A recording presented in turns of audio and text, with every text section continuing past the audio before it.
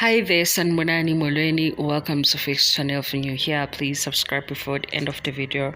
If returning, thank you for loving support. I appreciate you. And this is Timbu review with episode 12 and 13. Wait, guys.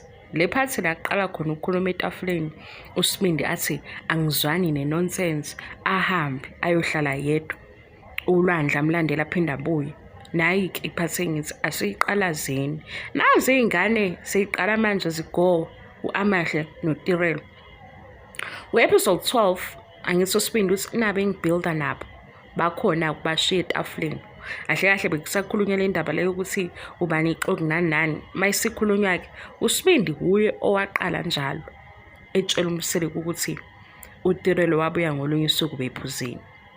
Kodwa-ke into esiyixoxayo ukuthi uSibindi ukhuluma nobani uma uTirelo no-Amahle bela etafuleni nama-siblings because ubhizi nefoni lapho esehleli yena yedwa phandle ecofa ifoni ukhuluma nobani. Episode 13 futhi ekuqaleni u-Amahle noTirelo uSibindi phansi nendawo uSibindi ucofa ifoni uyasmayila uqala uTirelo walunguza efonini kaSibindi zange uSibindi athathe ifoni ethibuka Tirelo oyebakhombise lento emhlekisayo usehleka nobani u-Amahle uhlele eduze kwakhe uTirelo uhleli kwaze kwaba yilesi sikhathi-ke uTirelo esethinta uSibindi emkhombisa-ke uTirelo okhombise uSibindi kusefonini yakhe ngaleso sikhathi ngithi ifoni uSibindi useyibeke phansi uma eyibeke phansi u-Amahle naye uselunguza kwifoni kaSibindi already sekunama-trust issues.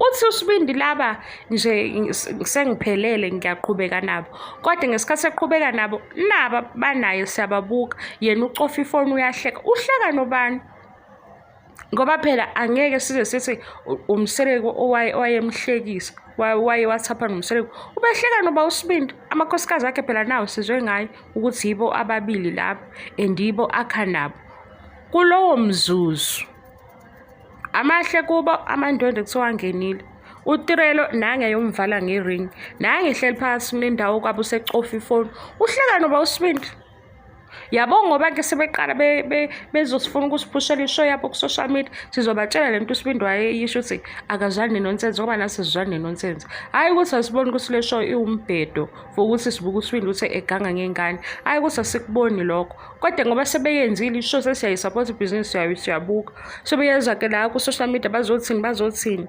abayiboni bani into eyenzeka phakathi kwabo uSibindi uhleka nobani we-guys nayi-ke enye nawo laba bakhuphuka ngoshuni wama-love birds animbonanga uTirelo ukuthi unama-trust issues before ebuza umbuzo uTirelo ugxile lapha kwifoni kaSibindi uyalunguza ukuthi uSibindi uhlanu and ubehleka ubesmile wathi uTirelo esemqhweba angithi niyayifuna i-connection nangiya kuTirelo useqhweba uSibindi umkhombisa ukuthi kweyakhe ifoni kuthiwani uyahleka uTirelo uSibindi nje uvula amehlo uyabuka akahleki waze wabeka phansi ifoni ngoba sekukhuluma uSine ethi-ke ayi-address indaba yobuxoki yilana-ke uSibindi asmile khona eqeda ukudelela uSine ngoba uthini uthi kuSine akathule nithi-ke nina lobu toxic baSibindi bukhombisa ukuthi umele uTirelo ukumele uTirelo kwangafanele uSibindi athi kuMseleki uTirelo wabuya ephuzile akube indaba yabo beyisolve njengey'thandani kodwa yena wathatha leyo nto azoyenza njani wazoyikhuluma noMseleki njengoba isikhulunywe kwaze kwafika kwi-episode yokugcina ukumele uTirelo futhi ngoba sekuyazi ukuthi uTirelo kakade wayenaye uSibindi akasebenzise ijazi lomkhwenyana akaziprotecte yena akazithuthukise yena ukuze masibuka uTirelo echoma ngoSibindi sibe nayo into yokuthi awukodwa uyazama umfana siyayisho nzini ukuthi uyazama ngoba silobu siyibuza ukuthi ukehlale yini elalele iziyalo mhlambe abazali bakhe bamtshela zona phela thina sizwe incoma into engekho sithi khona nazi-ke iy'ngane ziyagowa u-episode 12 no-episode 13 nibuka uSibindi ukuthi ubashiye etafuleni ama-siblings wahamba wayocofa ifoni laphaya esecasukile wathi futhi nje yena ngiyazi akhulume namuntu ngeze etshele umuntu. Episode 13 sekuqalwa uSibindi uhleli phakathi ka-Amahle noTirel asazi ukuthi umamkhulu ba phakathi kwabo, kodwa khona lo ahleka naye efonini. Seyivalwa ke yona le show uthi uyindoda engahluleki. Okwamanje uthi aba-relax laba babili, uyeza kodwa omunye noma abanye kuba yena uwumudli wokudla ngazi ukudla omjani. Usibindi-ke lowo. Sekukhona i-switch up ke yenza ku-social media. Le switch up iyenziwe nje ile ya-proposal. So hayi kodwa uSibindi wenza into ehlula amanye amadoda wasewacima.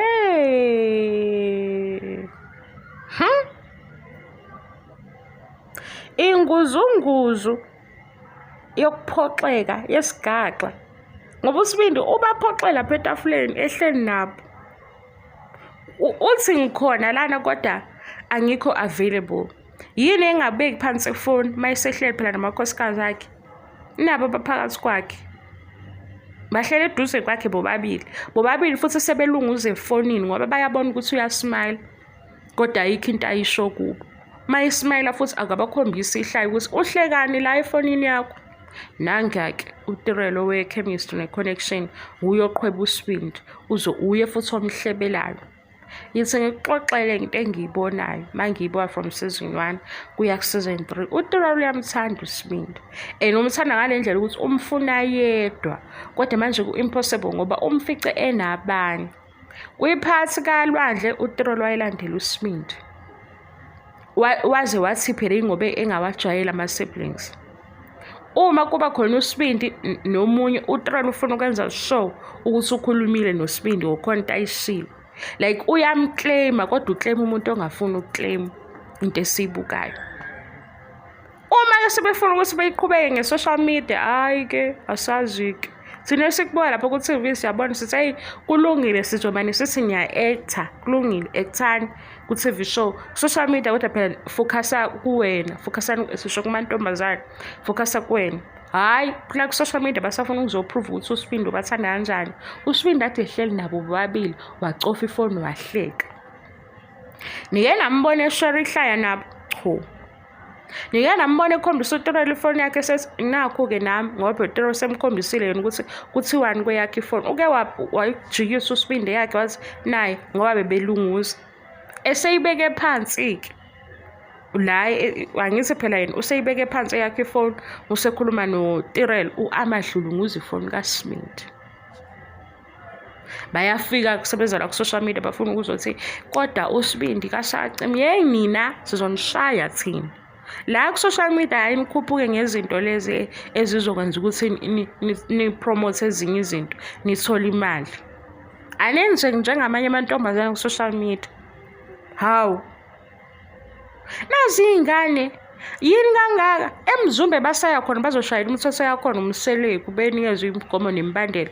U-social media owabo abawu-own kube owabo beyikhulise bona ku-social media.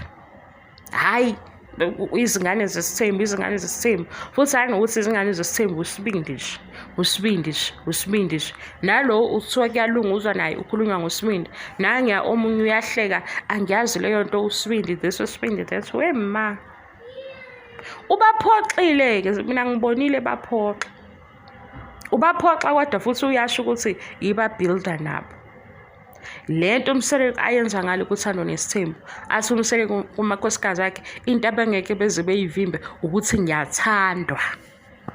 Usho kumakhosikazi akawashadile uthi ngeke bekuvimbe lokho futhi abahambayo abuye kumseleko abuye futhi akhaleke nathi sidabuke phela sithi hayibo umalume omdala useyakhala kodwa sikhohliwe izinkulumo zakhe ukuthi ubuye ethi abahambayo vele bangifica kukho nabanye sithi hayibo sibabaza naba-ke shuthi abazi ukuthi sibabaza kanjani masibuka uthando nesithembu.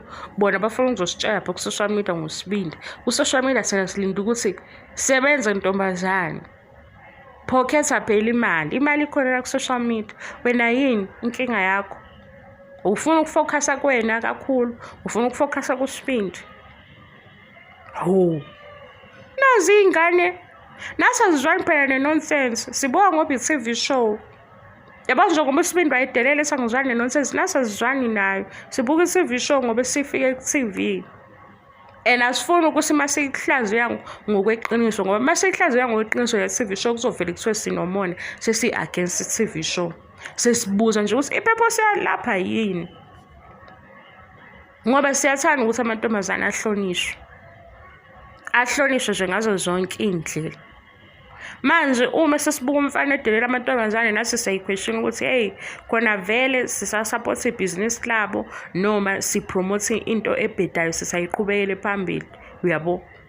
Sikubambeke lokho, sikubambele isithunzi salezi iy'ngane zamantombazane. Bona benzani? Bayeza la ku-social media bazositshela ukuthi le nto eniyibukayo akusiye i-reality, lokhu kuya-actwa. Sizosuke sigxile kwi-reality-ke. Mase sigxila kwi-reality abasathanda ngoba sizothi i-self-love emantombazane yini i-self-love yini? Nifuna ukuranela umfana othi akayisebenzisi i-protection, ovaneke nosisi abadala-ke bengene begamanxe ngiyakhohlisa. Ukukhohliswa thina phela impilo yabo, thina sibuka i-TV show impilo yabo. And maku-TV show okusho ukuthi iy'ndaba abazibone zaba yiquality ye-TV zokuthi nathi singene phakathi sikhulume. Ithini leyo nto? Hawu, sakhula silalela ama-radio. I-radio into eyifake laphaya ifakele ukuthi izwakale kumsakazo, izwakale kumphakathi wonke. Kangakanani-ke isithombe sesifake ku-TV kuzothiwa asibuke i-TV show sizazi ukuthi-ke iy'ndaba zabantu kazi ziyaphi ku-TV iy'ndaba zabantu. Hawu, abantu bafike benza izinto abangayiziqondi kwabona. Uya ku-TV kodwa usazositshela ukuthi lokhuyana oku-TV akusikho kunjani. Lokho kubeke ku-TV lobo esihleli kukho manje bekiwaphi ku-TV? Phela mase belokhu bethi benza amanga uMzansi Magic sizowubuza ukuthi kanti niyenzelani-ke le nto basikho isidingo?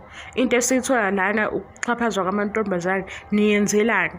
Asibe sesikhuluma kanjalo-ke sekuzovuka labantu bathi ninomona kodwa abanye bayasebenza. Uma besebenza siyabasapotha yikho sikhuluma ngabo. Sikhuluma ngabo ngoba sisapothe umsebenzi wabo. Bona mase bejika futhi bekhulume against umsebenzi wabo, nasi sesibuza-ke imibuzo efanele ukuthi niyifakelani vele into ku-TV engekho yinhle, yini i-purpose yayo? Mase sibuza kanjalo ujika bona labo sisade sebenza switch up manje ngoba le switch up yabo eseyukuthi okusalayo ubani. Angithi bona bakhuluma ngokudiscredit omunye. Lama fans lawo agcwele social media mabekhuluma bakhuluma nento ukuthi abam-undermine lo. Mase sivuka yena sisikhuluma ngalowo sho ukuthi anizum-undermine-ke lo munye umntwana because bakwi-situation efanayo. Uma desperate lo nalo desperate, anizuyenza-ke leyo nto. Uma futhi seniyikhuluma ngobuhlanga nathi sizoyikhuluma ngobuhlanga ngoba siyakwazi. Uma ezofika ethi yebo baba lo naye uyi-pick me ngoba uhleli nomfana ongamhloniphi public, angithi akusekuhle-ke ngoba sifuna into ibe fair masayidi onke. Anikufuni lokho. Angithi azozadelele nje ekhuluma esefaka nokuthi ku-season 2 ekhulume ezekhuluma nokudelela wayenzelwa ukuthi ulwela lo mfana. Umfana umlwela kangakanani? Angithi sesistika kwi-reality-ke manje ukuthi ukulwela kangakanani-ke umfana akusafuneki lokho. Asilandele i-TV show, silandele uku-acta kwabo besiyeke-ke thina sikhuluma ngokuthi ba-acta kangakanani. Kodwa uSibindi ade baphoxa laphaya wacofa ifoni wahleka nalo mhlekisa efonini nabo bobabili eduze kwakhe yena uhleka nefoni. Mase sesitshela futhi ku-TV ethi laba ngicomplete nabo ngiyabuilda, nathi siyamlalela njalo simlalela simukholwa. Yikho-ke sigqugquzela ukuthi lapho mantombazane focus kuwena, focus on yourself ngoba uSibindi ayothi simlalela simukholwa. Even kuthiwa uyashada, sekuvela ukuthi uyashada, i-behavior yakhe mayingashintshile angeke sithi leyo nto seyinkulu. Ukuba khulu kwakhona ukubehavior kwakhe ngoba ukuzihlonipha kwakhe kuqala kuzokwenza ukuthi nalabo abasondele eduze kwakhe behlonipheke. Kodwa yena ngoba engazihloniphi engahloniphi futhi nabantu, nabaseduze kwakhe bayachaphazeleka. Lento ifana ngqo noSiyacela Dlamuka. uThando azikho izinto ayakazenze zibe wrong mayivela ku-TikTok, kodwa ingoba uyaziwa ukuthi unkosikazi kaSiyacela. Abantu-ke abamzweli ngoba bazolokhu bemkhumbuze njalo ukuthi hayibo wena uhusband wakho uSiyacela. Ongaku-understand-ke lokho nami angazi ukuthi ngakuchaza kanjani. Ubuthuphethu bukaSiyacela yibo benza ukuthi uThando edeleleke, noma naye usuke eyidansela nje ku-TikTok engazile futhi ngumsindo. Kodwa ukuba uSiyacela uyashintsha ngoba usawuhusband kaThando Dlamuka. NoThando kuzoqala kuthiwa hayibo, kodwa-ke khulumeke kahle. Udeleleka nje uThando ingenxa yokuthi unkosikazi wesithuphethu uSiyacela. Angazi ukuthi nifike nini uma uSibindi nimfanisa noSiyacela. uSiyacela siyakwazi ukusho ukuthi alukho uthando lapha. uSibindi nimbona kanjani ukuthi yakhe inhliziyo iyathanda? Ngivale sengiphethe ukubhema qha ngikhathele nje futhi eyigwakithi ngaze ngavelelwa. Nasi siyayibona phela into nonsense. Basebezositshela ukuthi baya-actor bona, bathule la. uThando neSithembu bayathula, abathuleke. Uma bengathuli-ke so-question izinto eziningi, igcina isho ingasabuyi. Kulula phela ngoba vele asikho isidingo sokuthi sebengaze be-acte into esakuhlambalaza ngoba kwenzelwa thina ngempilo yabo. Asikho isidingo salokho. Kodwa manje lokhu bethi baya-acta sovele sithi le nto yama-reality TV shows ayivalwa ngoba le ayiyona into e-right. Kodwa siyibuke ngokuthi sebekhona ku-TV. Ngeke phela manje-ke nathi sesithini-ke i-TV show esikhandiwe. Manje sebezolokhu bebelesela ukuthi kwenziwe ukuthi sizobuza. Kwayona le season be very boring.